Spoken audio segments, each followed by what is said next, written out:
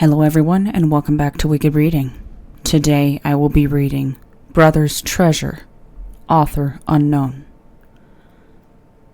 If you were to lose that most important person, what would you do to get them back? I love my brother. Love him more than anything in the world. And I'll do anything for him, no matter what it takes. My very first memory was waking to the face of an angel. I think I was normal once. I might have had friends, went to slumber parties, that stuff. But I don't remember. I don't miss it, though.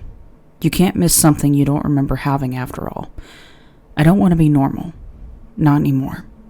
That means I have to deal with those people. I have to make friends and go to their houses. The mere idea scares me. I don't like people. I just don't know how to deal with them. They just don't compare, no matter how hard I try to relate. There's only one person I understand, one person that understands me. My big brother is normal, but he's still amazing.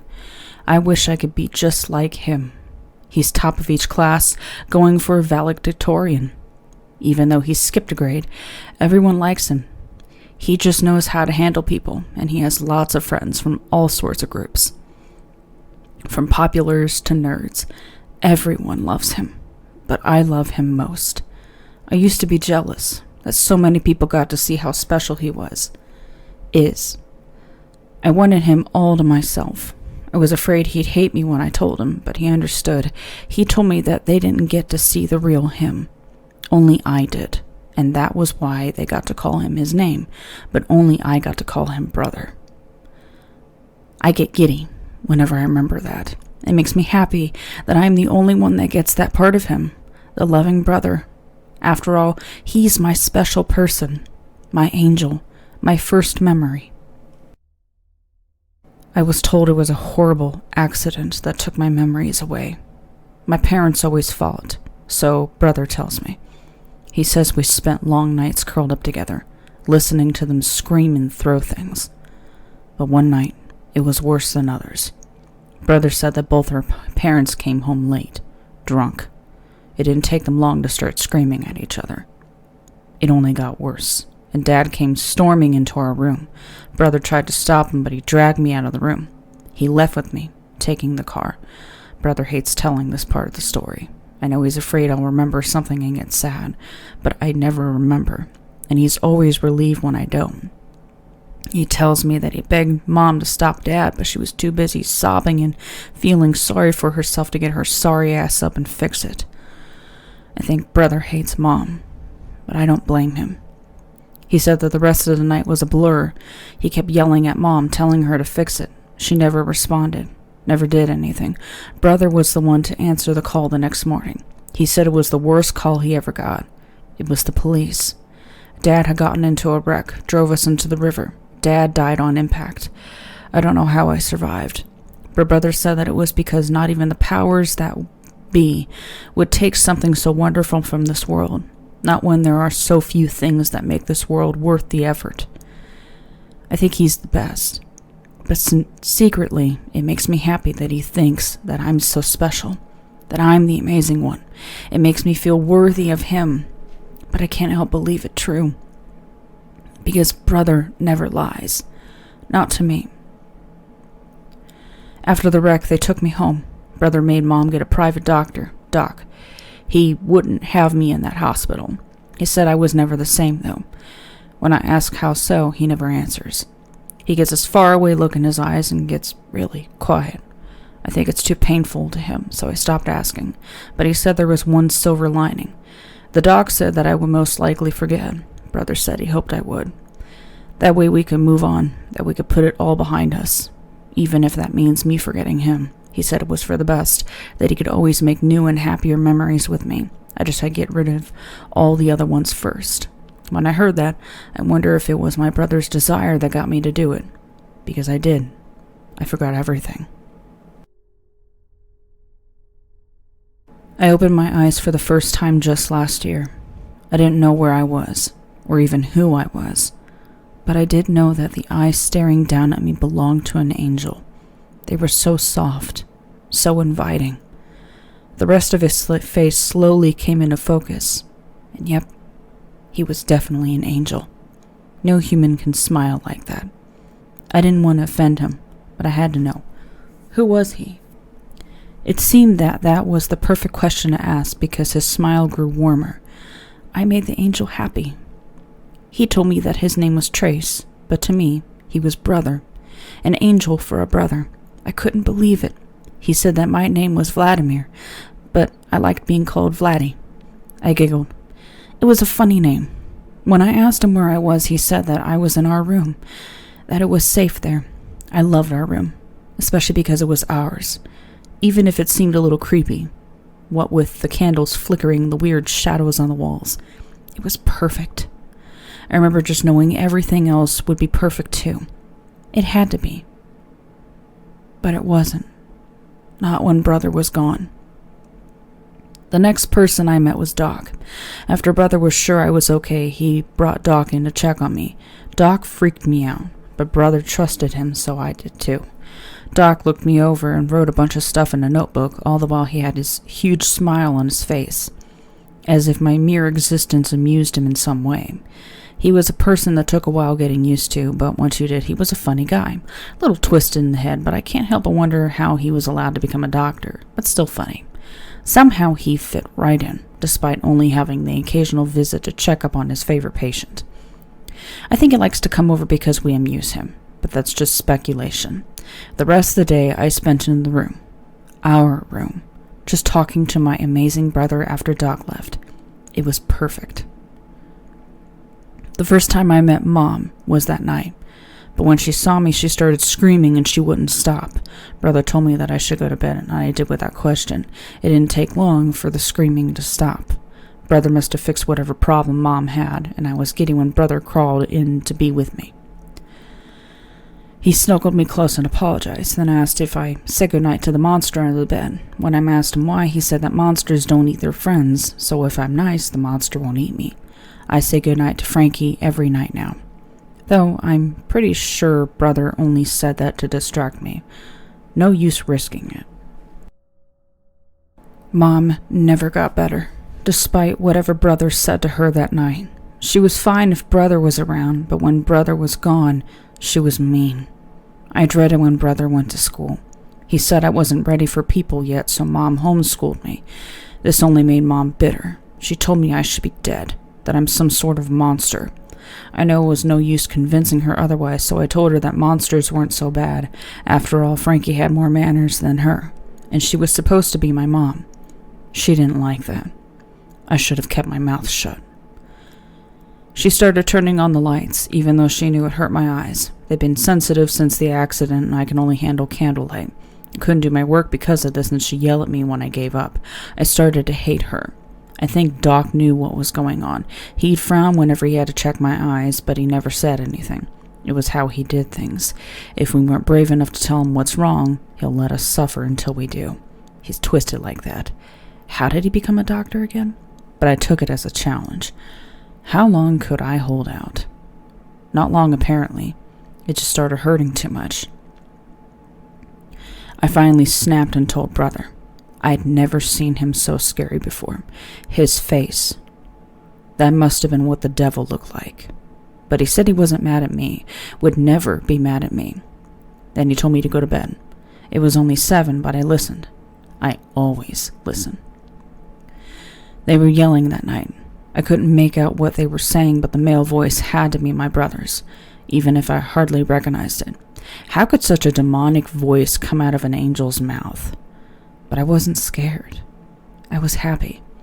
All this just to defend me? I couldn't help but feel so loved. Mom's voice was pleading like she was begging for something. Brother just laughed at her. Everything went quiet soon after. I tried to stay awake, waiting for Brother like I always did, but I had been feeling very weak these last few days. I haven't told Brother or Doc yet. I don't want to worry them, especially after I complained about Mom to Brother. He has enough on his plate. Still, I tried very hard to stay awake by having a one-sided conversation with Frankie. It only worked so long. I was just drifting off about an hour later when Brother slipped into bed with me. I barely whispered a good night to him and Frankie before I was out. After that, Mom never even looked at me. She was very quiet, only saying the bare minimum, and only when absolutely needed. She began to throw herself into her work and was hardly around. I liked her better that way, but I still wish that she just won't come home one day, that it'd just be my brother and I. Even Doc, in all his creepy glory, was better than Mom. He never tried to hurt me, and despite everything, I couldn't help but like him. Maybe Doc would take us in and we could all be a real family. A boy can dream. She had also enrolled me into public school. Doc said I was ready, but with a smile like that, I hardly believed him. Only an idiot would. Sadist. Really, why do I like him? Brother said that it'd be easy for me. He seemed much more honest than Doc, but he was wrong. It wasn't easy at all. I learned something new about myself. People scared me.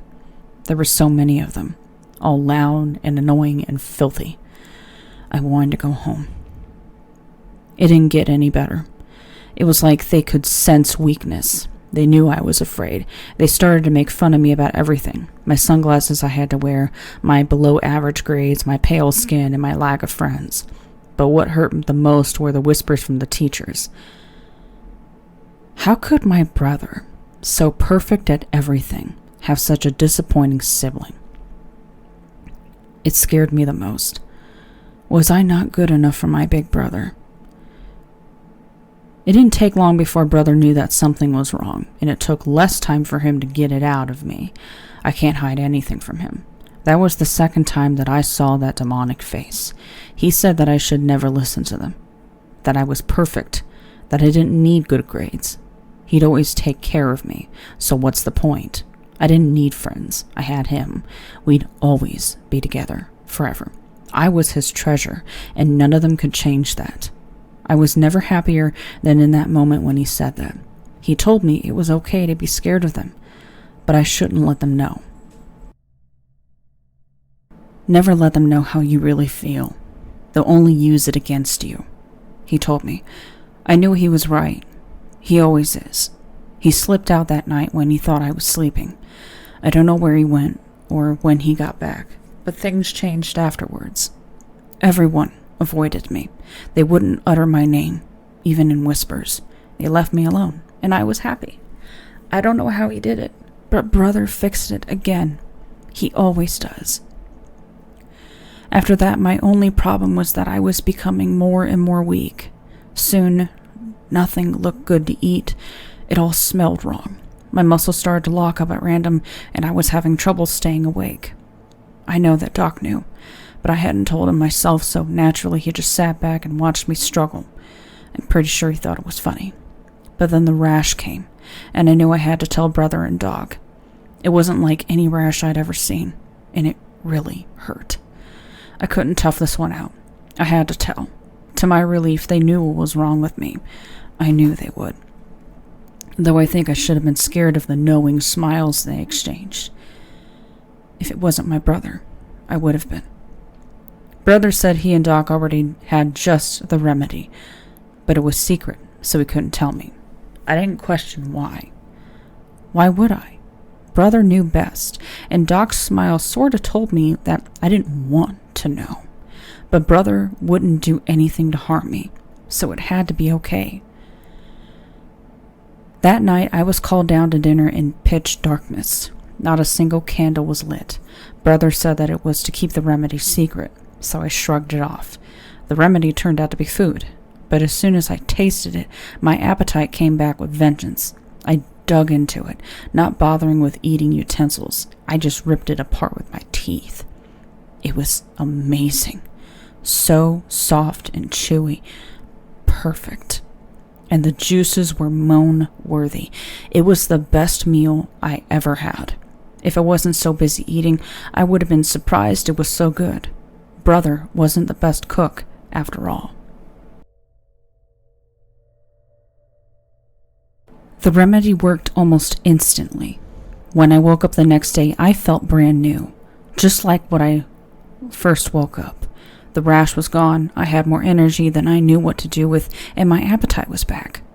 Though nothing tasted as good as the remedy. Doc came by and confirmed that I was fine now. Brother said that it would be our new tradition. Once a month, we'd eat together in the dark. Well, I'd eat and he'd talk. It became the day I looked forward to most. But it was a bit odd, being the only one eating. I couldn't see him, but I still felt bad for eating in front of him. So once I even asked him to eat it with me. It took a little whining, but he caved. Not that he complained. He loved it as much as I did. Now we eat together every time. It's my most special day with my most special person. I just don't see how life could get much better than it is right now. Vladdy, dinner. Coming, brother. Got to go. We're having my favorite.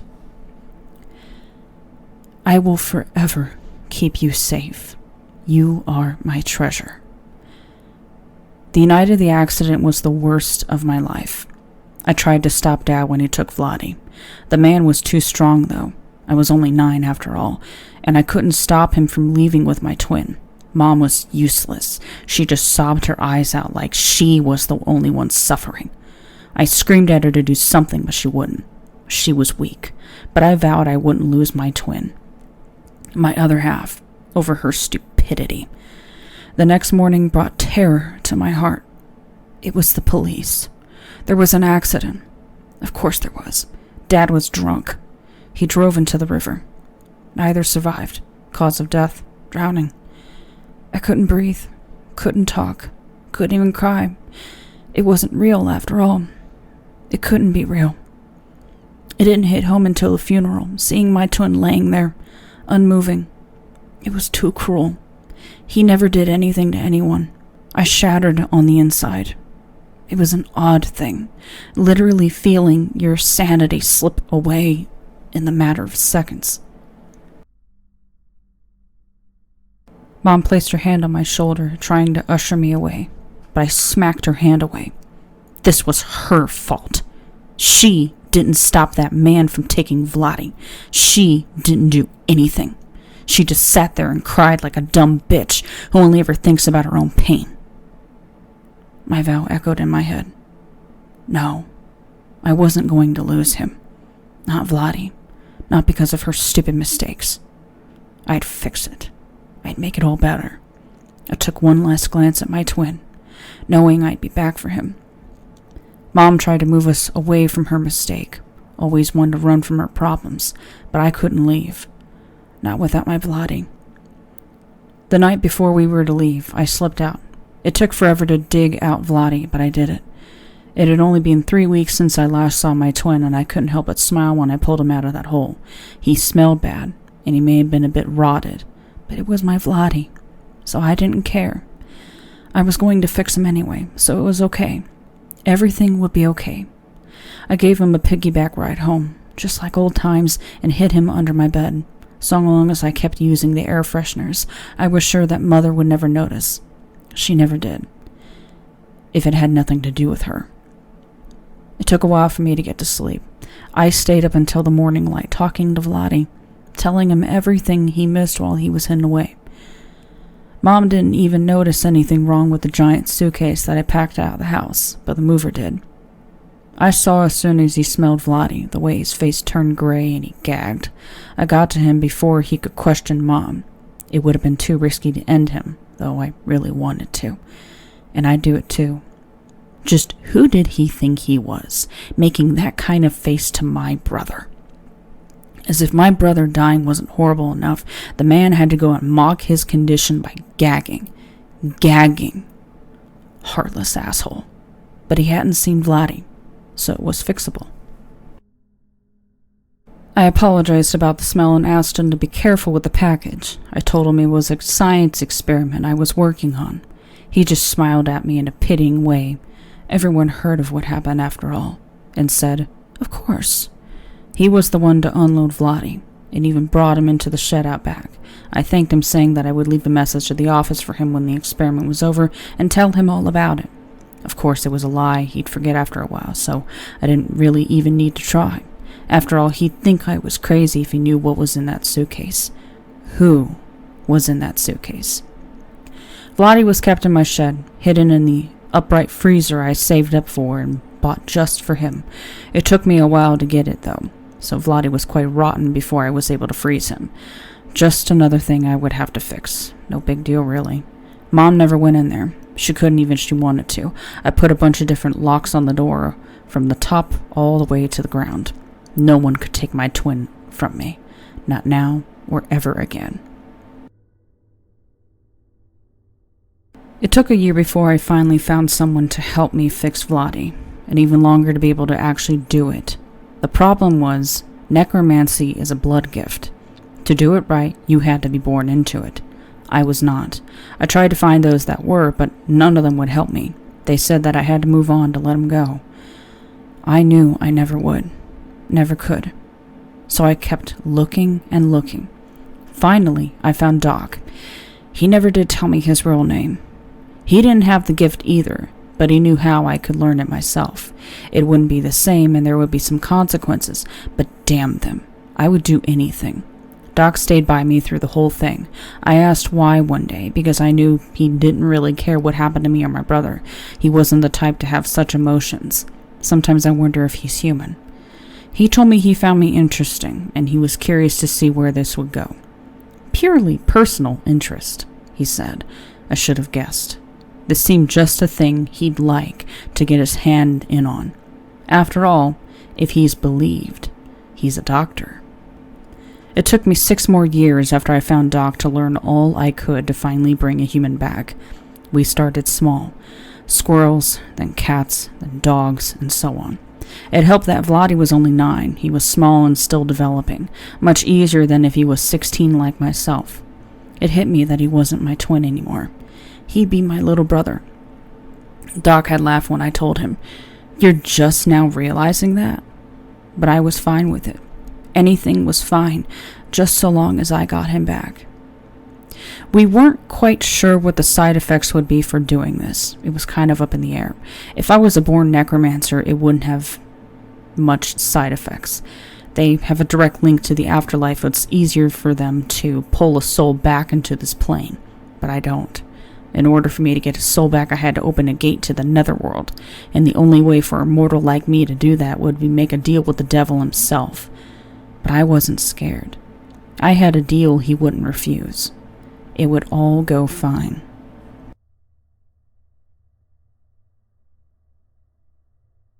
The night of the ritual, I was ready. I made sure that all the lights were off in the house. Vladi hadn't seen light in 7 years, so Doc said he'd be sensitive. It was a small price to pay. Candles lit our bedroom. I had saved up and bought a lot of stuff I remember Vladi liked, littering the room with it, as if he'd always been there. Doc helped me get a bigger bed.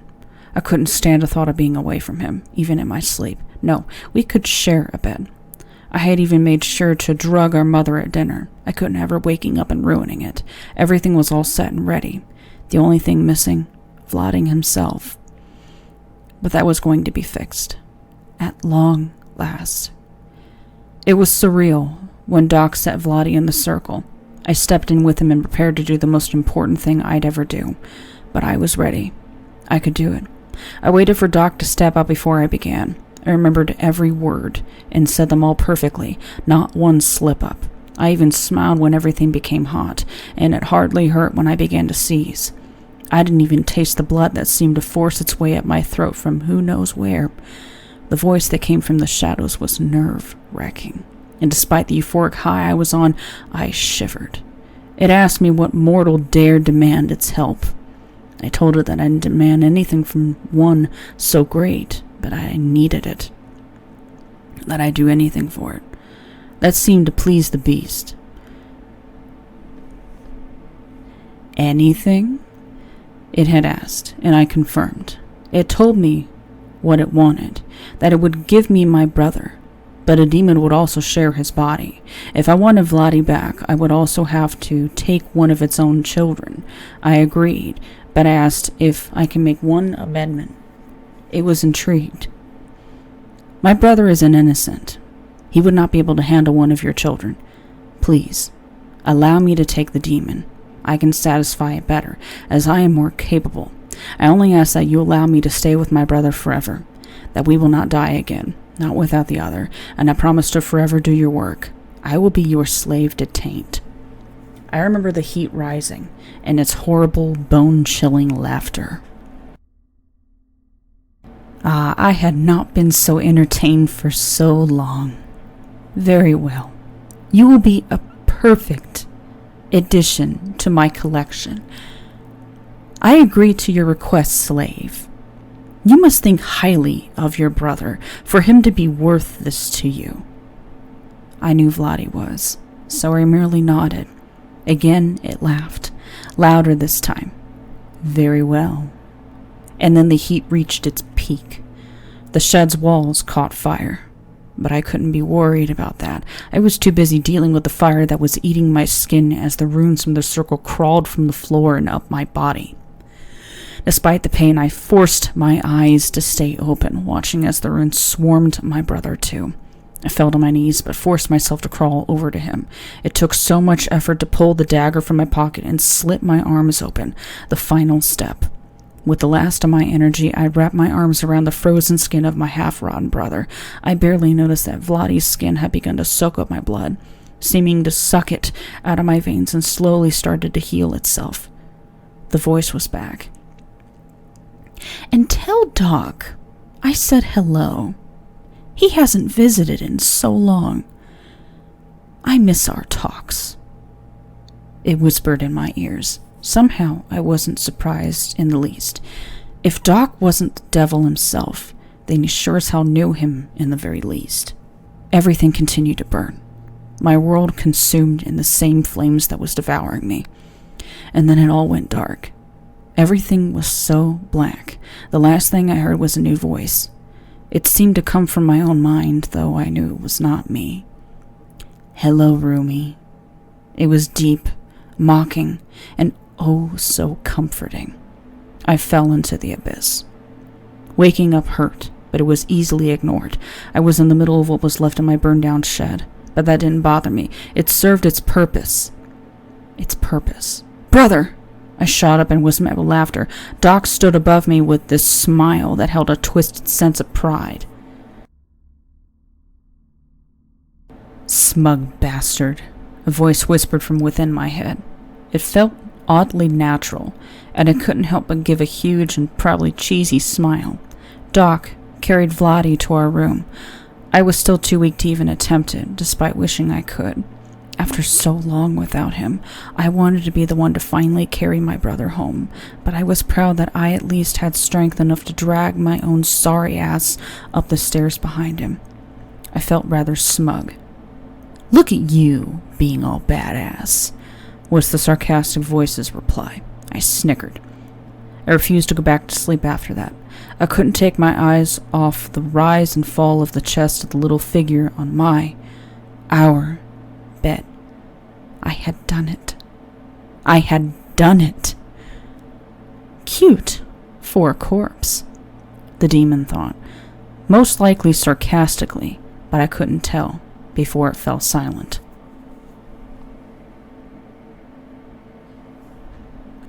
Nothing could compare to the elation I got when my little treasure began to stir the next morning. Doc stepped out to give us our privacy. I almost cried when Vladi's eyes fluttered open. But I was a monster now, and monsters don't cry. Instead, I smiled the biggest smile that I could muster and softened my eyes the best I could. He couldn't remember anything, and for that I was grateful. It would be a new start for us both. I was ready for my little brother. I had been waiting for so long. This truly was the sweetest moment of my life. After I answered a couple questions, I brought in Doc, and he checked over my treasure with all the fascination of a sociopath watching a train wreck. And what a beautiful train wreck my treasure was. Vladi was awkward at first, but he warmed up to Doc quick enough. That night before bed, I took Vladi to see Mom, to show her that I fixed her mistake, that it'd be better now. She screamed when she saw him. I was not impressed. When I sent my treasure to bed, I turned on her, letting out the demon within. We couldn't kill her, not then, as she was still useful. The demon explained it so much better than I ever could. Its voice burned it into her head, told her that I fixed her mistake in a way that she couldn't deny. No mortal could deny that voice, not if they wished to live. I made sure she knew that she better not make the same mistake. If I were to lose my treasure again because of her, I would kill her. And no one would even notice. No one would know to miss her. I thought she got the message, that we got across right. I was wrong. I had forgotten just how stupid she really was. I should have noticed what she was doing, but I was learning to juggle my new schedule. I had to keep my grades up, couldn't slip. And then I spent my time relearning my brother. He really was such a treasure. Was he always this perfect? Yeah, he really was. And at night, that was when the demon got his turn. By the first week, everyone knew there was a serial killer, but no one suspected me. How could they? I was such a great kid.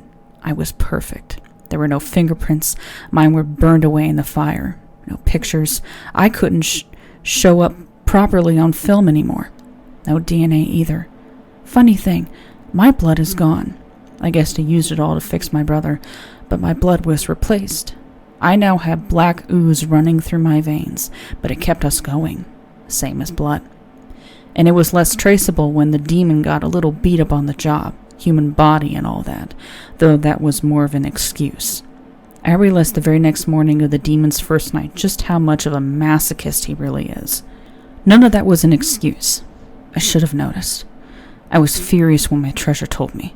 I knew the demon was on the brink of taking over. But it wasn't going to get that one. That one was mine. How dare she treat him like that? It was her fault he was gone in the first place. She should be grateful he was back.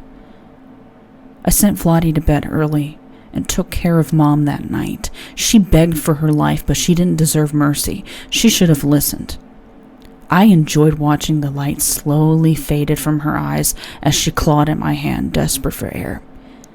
It was so easy. So very easy. You'd think that I'd regret it. She birthed me, birthed my Vladi, my treasure. But she also let him be taken away.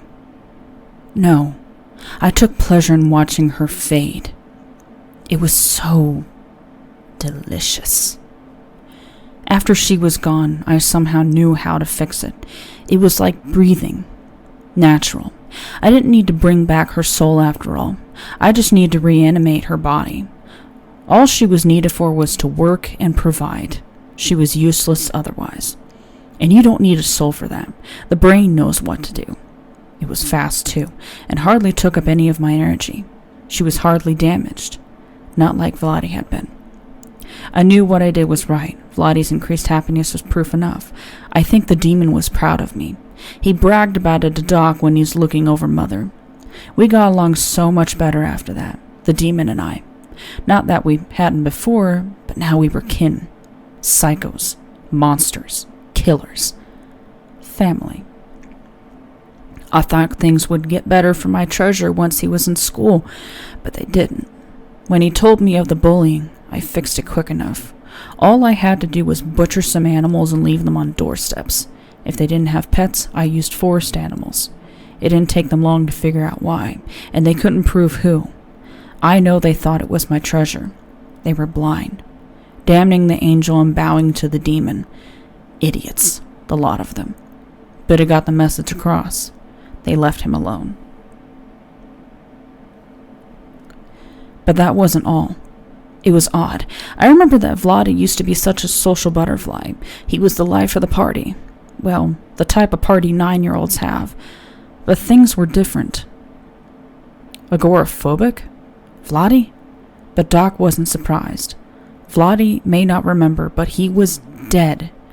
He's not human anymore, so he can't help but avoid them. Subconsciously, he knows he's not one of them. So he doesn't want to be near them. They're different. Freaks in Vladi's mind. Even if he knows it or not. I wasn't complaining. It just meant I had my brother to myself. Perfect. We had been waiting for the side effects of the resurrection to show. After all, we knew there would be some. I had noticed right away when my brother began to slow down. but I was waiting for him to tell me himself. He needed to realize that he needed to come to me for these things, that he didn't have to hide anything from me. I knew it was only a matter of time. I wasn't surprised at all when he shown us his rash, but I still flinched on the inside. He was rotting again, but I didn't have the blood to fix it. But there was another fix, a way to heal him, a remedy. Doc and I both agreed it was the only way. I told Vladi of the remedy, told him it was a secret. He didn't argue. Such a good boy. I knew he was ready. That night, I went out a little early. I needed to find the perfect one for his first meal. It wasn't too hard, with eating habits of people lately. The man wasn't easy to kill. He had some weight on him as advantage. I needed the fat, easier to chew. He fought hard, but I won. It was like a hot knife through butter, slitting his throat ear to ear. The gurgle as he tried to breathe through his own blood was like music. I don't know who was laughing harder, me or the demon, but we were mostly the same now, so who cares? I felt giddy when my treasure took his first bite. The moan of happiness brought a smile to my face. If the lights were on, I know I would have looked crazy. But then again, I'm pretty sure I was, and still am. I sat there the whole time listening to Vladi rip and slurp and chew.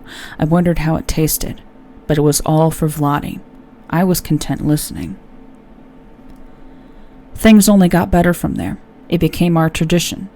Every month, I'd kill some fat ass. My little treasure would eat him, not that he knew what he was eating, as it was much too soon to tell him, and I'd talk to fill the silence. It was comfortable, but I guess not for Vladi. One day he asked me to eat with him. I was surprised, but complied.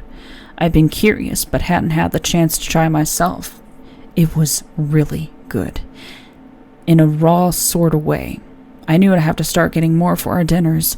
I enjoyed it more than I should have. It was enough to amuse that ever-sadistic demon within me.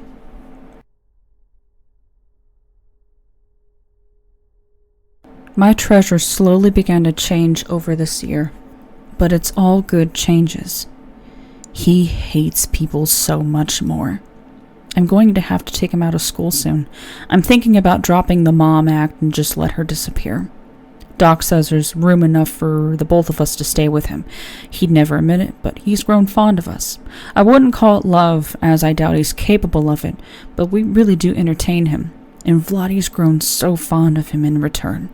Things are really shaping up to be just perfect. Only one thing could make this better. I wonder when my treasure will be ready to be let in on all our little secrets. He's so close. Soon. Definitely soon. Vladi, dinner. Coming, brother. Yeah, soon. You may not see me, or even hear me, but I'm still here. Entertainment is hard to come by nowadays. Most of the time I just lay around and watch the candlelight dance across the floor. It's a slow-moving existence. I hardly go out, only leaving to look for something remotely edible. Food used to come to me, but there hasn't been anything appetizing in this house for years. I'd even settle for a pet, but no dice. Still, it's better than being forgotten, I suppose. At least now I'm acknowledged. Frankie. It's a horrid name, but I never pay it much thought. Before, I never had a name, unless you count Monster or It. I suppose Frankly will just have to do. Brother told me a secret today. You continue despite my not answering. I never do, but it never stops you anyway. I don't really mind. I always listen. After all, it's not as if I have much better to do. He says I'm not alive. Oh, that's finally come out in the open. I guess I died years ago. Kinda odd to think about. Kinda? You people up there really are crazy. It almost makes me want to laugh. But I don't think I mind. That doesn't surprise me in the least. Brother says I'm still his treasure, so it's okay. You really might want to get that brother complex checked out. Not that it's surprising either. You're nothing compared to that piece of work you call a brother. You're getting close, though. And he told me about my special dinners, too. Did you know I've been eating actual people? Yes, actually, I could smell the fresh blood and death a mile away. Mind you, the death could be the fact that you're a corpse. The blood, however, well, you're not exactly fresh. But I don't mind that either. It's just like eating any other animal, right? Sure, why not? I used to eat people all the time, so I can't exactly judge. Granted, though, in my case, it's not considered cannibalism. I guess it wouldn't matter if I did mind. I can't just give it up. It's my favorite. It was my favorite, too. But now I just take what I can get. Things were so much easier when the mere thought of me struck terror into the hearts of my prey, and now I don't exist. Kids these days. And brother did say that it keeps me from rotting. Then by all means continue. I absolutely hate the smell of decay. It's just too suffocating. At least I know why I feel so out of place around others. Naturally. Ever hear of the wolf in sheep's clothing? I'm sure he didn't exactly feel like he fit in being surrounded by prey either. Oh, and that woman is dead too. Brother killed her just for me. That woman? Oh, must mean the mother. Yes, I knew that as well. She smells worse than you. Brother still uses her body for work to support us, but he didn't bother with getting her soul back, so she's like this mindless drone. It's so cool. Sounds about right, I suppose. Vladi, it's time to go. The psychopath returns. Oh, I better hurry. Brother's taking me hunting with him tonight. I see. Well, what's a murder between brothers? Sounds like bonding time to me. Bring me a little something back to eat, too. I'm famished. Be sure you always remember to breathe. Don't forget to breathe, Vladi. Oh yeah, I'm so excited that I can't seem to remember something as simple as breathing, but brother knows best, so I must try. Breathe, breathe, breathe. In 1, 2, 3, out. 1, 2, 3. I can't help myself as I speed up in excitement. It's in sight now. In 1, 2, 3, out. 1, 2, 3. I can't believe we're actually here, and the window's even open. It's almost like an invitation. I squirm in anticipation. It's like it was meant to be. In 1, 2, 3, out. 1, 2, 3. Brother lifts me in before following silently. This place is pitch black, but that's okay. I can see perfectly fine. In 1, 2, 3, out. 1, 2, 3. The stairs are easily found, but I pause. Reality hits. This is really happening. A smile breaks across my face, and I step up to the first stair. My first step. The groan it makes underfoot is oddly satisfying, like the very house is greeting me. In 1, 2, 3, out. 1, 2, 3. The bedroom door creaks open. There's a light sound of breathing inside, but it stays even. Brother hands me the blade, the same one from his first time, and steps aside to allow me ahead. I don't hesitate this time. I'm ready. I've been ready. In 1, 2, 3, out. 1, 2, 3. The lump on the bed looks peaceful. This more than anything spurs me to act. The cut isn't clean, but it's only my first time. I go slow enough for the lump to wake, savoring the moment. It's too late for it to do anything. The lump jerks, only to dig the blade deeper into his throat. But not deep enough to make the kill, not on its own.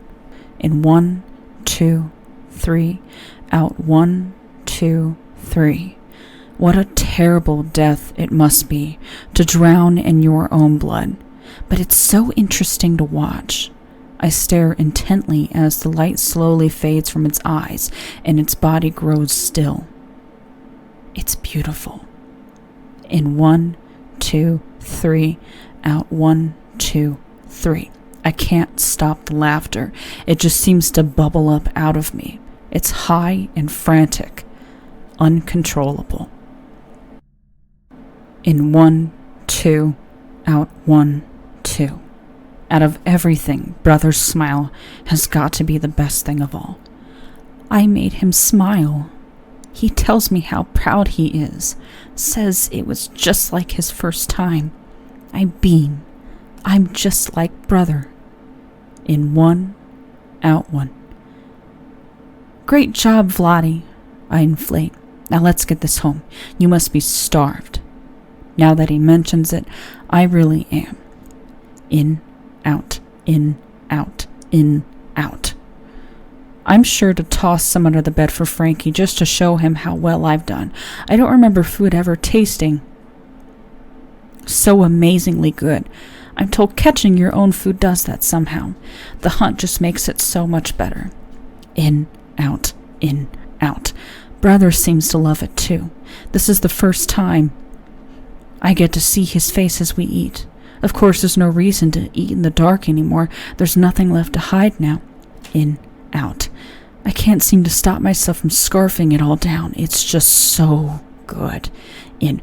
Whoa there, slow down. Don't forget to breathe, Vladdy. Oh yeah. In 1, 2, 3, out 1, 2, 3. When you can no longer stand in eternity. Eternity gets old. It's always the same. Nothing's ever new. It doesn't take long to get bored of it. I've hated it for so long. Time just blends together until you no longer notice it's even there. You forget that it still goes on. And you're stuck in the same patterns, same routines. That was me.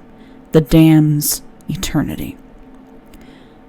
When you torture as long as I have, it tends to loose all feeling. What once was an art becomes automatic action. It used to be fun, listening to the screams and the pleas. They all plead, begging for a mercy I never had or ever will have in me. A mercy I'd never give. It used to be such sweet music. And then you realize it never ends. There is no silence or death there. Just an everlasting noise that goes on until it's a constant hum. What once was so enticing becomes nothing more than background. An old song you always recognize but hardly register. It didn't take me long to crave silence, to be the one to silence. I got my chance. My new life started with 2 words. Hello, Rumi. Excitement was new to me, as were most emotions. Impatience was new too, as I never had anything to look forward to. It seemed that when one had forgotten time, it would smack you in the face with a horribly slow comeback. That night was to be a new chapter in my existence, to be part of a world more twisted than hell itself. But time had decided it would make me wait. When the boy finally fell asleep, it was my turn to play.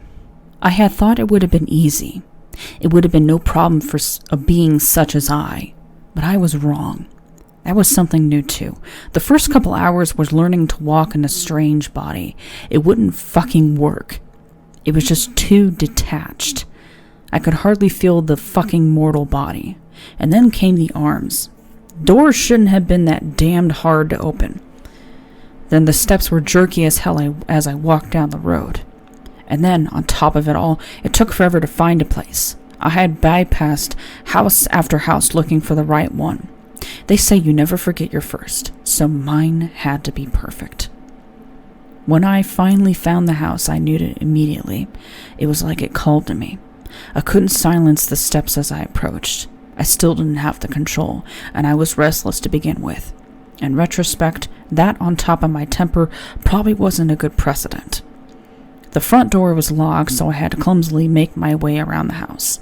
To my fury, the back was locked too. I had taken enough time finding the damn place. I wasn't wasting my time with that shit, so I did the next best thing. At least, it felt like it at the time. I threw a rock through the window. The arms were shaky as I tried to haul the boy's body weight up and through the new opening. It was a very uncoordinated attempt, pathetic if I'm honest. It was then, when I fumbled and fell into the house, that I experienced something else new for me. The boy's hands and knees were sliced open on the broken glass I fell on. I was experiencing pain for the first time. Shock froze me as the new sensation shot at the foreign limbs. I watched, stunned, as black sludge oozed out of deep gashes. I didn't know how to react, what to do. For the first time, I felt terror. It was too much, too strong to understand it all at once. Time, excitement, pain, terror, it all wouldn't stop. Things I never had before attacked me all at once. I was shutting down. One thought seemed to echo in this shared mind. Pain hurt. Everybody knows it. But to feel it, and I shouldn't have felt it. This wasn't my body, my limbs, or my injuries. None of this was mine. But I did feel it. It was real. It was my own. In that moment, a truly terrifying realization had struck me. The boy's pain, his limitations, were now mine. I, once so powerful, now held the capabilities of a kid. I didn't know how to react. I was in over my head, another in this long line of horrid firsts. I don't know how long I stood there, but it was obviously too long. In my shocked daze, I hadn't seen or heard the movement, but I felt a new onslaught of pain as it burst across the back of my head. I didn't understand the white that had overtook any vision I had in this dark house. I was even more confused when the white changed into odd colors that seemed to just dance across its black background. There was a loud ringing in the ears, too loud. I hardly felt the borrowed body hit the ground. What had just fucking happened? The ringing tried to drown out a new voice that seemed to come out of nowhere. "Who the fuck do you think you are, punk? I'll teach you a lesson. You picked the wrong fucking house tonight." A man swam into my vision. Even if I was standing, the man above me was a good 2 feet taller than my host's body, not to mention thrice the muscle mass. He was definitely not happy to be awoken like he was. I really should have found another way in. Fucking window. And while I'm at it, fucking hindsight. The next second, the man was raising his weapon, a bat, and bringing it down hard. The muted thud was sickening, and it was accompanied by that trice-damned pain. But he didn't stop with that. He kept going and going. The asshole wasn't teaching me a lesson. He was trying to fucking kill me. And all I could do was curl up like the pathetic mortal I resided in and wrap the boy's arms around his head in a vain attempt to protect at least that one body part. Black sludge slid into eyes, burning them. It seemed to be everywhere. Just when I thought that I couldn't take it anymore, I noticed something else new. A thud, thud, thud in the chest that I must have previously disregarded. But I couldn't disregard it then because it was getting loud. It seemed to overpower the ringing, and it reached everywhere. I could feel it throughout the body, from the toes that I realized were curled, to the fingers that seemed to be twitching, to even the top of the head that was no doubt split open. In that moment, everything came into focus, every bit of the boy's, of our body, because I could finally feel it in myself too. It was my body just as much as his. With this epiphany came another realization too. Every ache that accompanied the thud on our chest didn't seem so bad after all. When I concentrated on it, it seemed almost pleasant. In fact, the throbbing was starting to feel great. No, more like really fucking good. How had I not realized that till then? The moan that escaped this realization was cut off by my own laughter, and that quickly bubbled into uncontrollable hysterics. It was a less than sane sound. I wasn't aware that we could reach such a pitch. It made the man freeze mid-swing, and I took advantage. With newfound dexterity, I shot her arm out and ripped the bat from him with surprising strength and was standing in a second. I mentally followed the pain down our free arm, and I easily raised it to swipe the sludge from our eyes. To think, all it took was thudding and pain to give me such awareness, and with awareness comes control. It was really that simple. My crazed smile was all I needed to make the man take a step back, and I followed step for step. I was there for a reason, after all. I've always believed in the give and take way of existence, and this was no different. He gave me his beating, so now he'd take mine. He never had a chance to run. With adrenaline running through our bloodless veins, I was on him in a fraction of a second. I didn't stop swinging even after the thunks became wet and soft. I don't know how many times I hit him. I had lost count about halfway, though. But he stopped screaming after the 27th hit and stopped whimpering after the 30-something. He sure hung in there. It was so perfect. Finally, I was no longer the dam's eternity. In that moment, I was that man's end. I can remember every step I took after all was said and done. I relished in the ache of every movement. The twinges of pains made small moans escape grinning lips. It just hurt so goddamn good. I had made it only 2 blocks away when the sirens pierced the air. What a slow response, but they were much too late. I ducked into the shadows and made my way home, my new home, with a sad amount of ease. The police here is, and probably always will be pathetic. Killing never gets old. It's always different, never really the same. It didn't take long to get addicted to it. I wanted it for so long, and now it's mine. There is no more eternity, only one night after the other, and each the last for someone new. And there is me, someone's end.